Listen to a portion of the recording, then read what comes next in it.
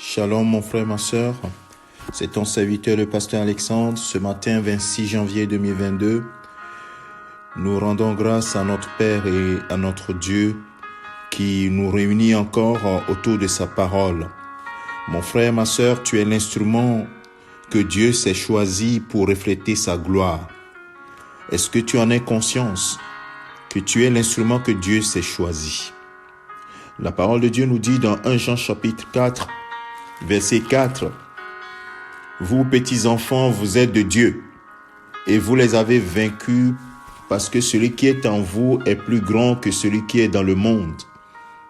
Dans le monde, il y a de faux prophètes, il y a toutes sortes de choses. Les gens du monde, des instruments que Satan utilise pour refléter sa gloire. Mais nous appartenons à Dieu. Et nous avons en nous Christ. Christ en nous, c'est l'espérance de la gloire pour nous, les païens qui avons cru. Et il nous a donné son esprit pour qu'au travers la puissance de son esprit, nous soyons des instruments pour refléter sa gloire. Celui qui est en nous est plus grand que celui qui est dans le monde. C'est pour cela, mon frère, ma sœur, nous devons savoir que nous sommes l'instrument que Dieu s'est choisi pour triompher, pour refléter sa gloire. Il nous a donné le pouvoir de marcher sur serpents, scorpions, sur toute la puissance de l'ennemi. Et rien ne pourra nous nuire.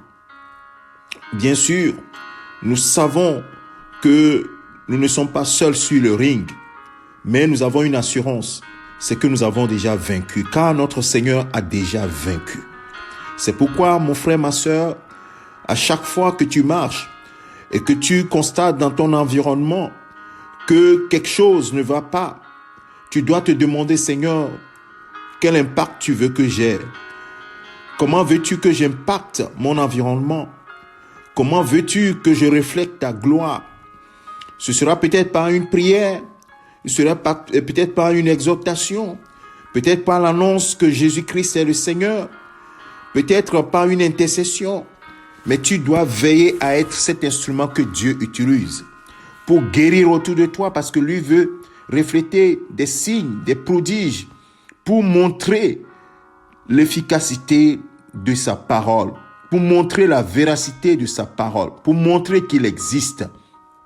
Bien-aimé, et toi tu es son instrument. C'est l'instrument qu'il doit utiliser et nous lui appartenons pour pouvoir être véritablement celui qui l'utilise pour prier pour les malades, pour prier pour ceux qui n'ont pas connu encore Christ, sont encore dans les ténèbres, afin que leurs yeux s'ouvrent, et pour que dans notre quotidien, notre reflet, notre vie reflète véritablement que nous sommes des personnes qui sont nées de nouveau, des enfants de lumière.